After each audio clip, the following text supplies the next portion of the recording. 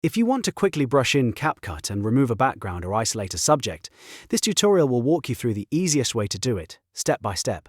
Whether you're editing a person, an object, or an image inside your timeline, Quick Brush can help you make clean selections much faster than trying to manually mask everything from scratch. And if this video helps, make sure to hit the like button and subscribe for more CapCut tutorials just like this.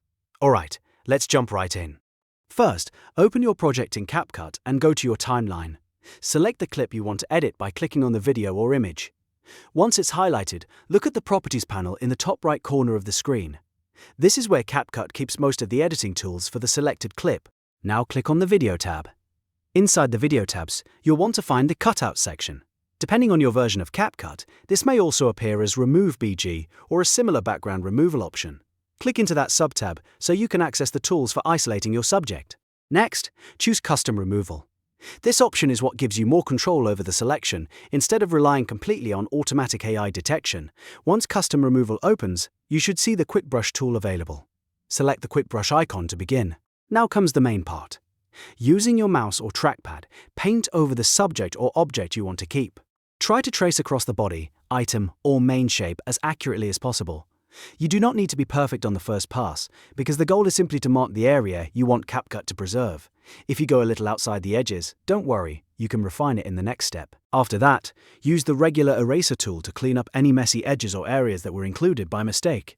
If the brush is too large or too small, adjust the brush size until it feels easier to control. This is especially helpful when you're working around hair, hands, clothing edges, or detailed objects. Taking a few extra seconds here can make a big difference in how clean the final cutout looks. Once everything looks good, click Apply or Done to save the cutout.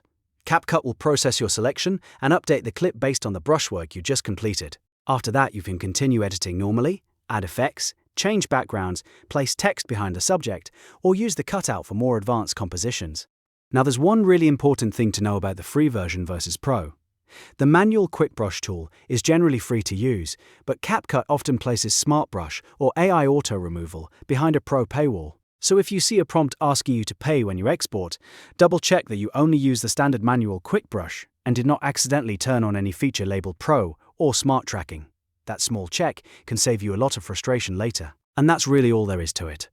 To quickly brush in CapCut, just select your clip, go to Video Settings, open Cutout, choose Custom Removal, use Quick Brush to paint your subject, refine the edges with the eraser, and then apply the changes. It's a simple workflow once you know where the tools are, and it can make your edits look much more professional. If this tutorial helped you out, please give it a like, subscribe for more CapCut tips, and turn on notifications so you don't miss the next editing guide. Thanks for watching, and I'll see you in the next one.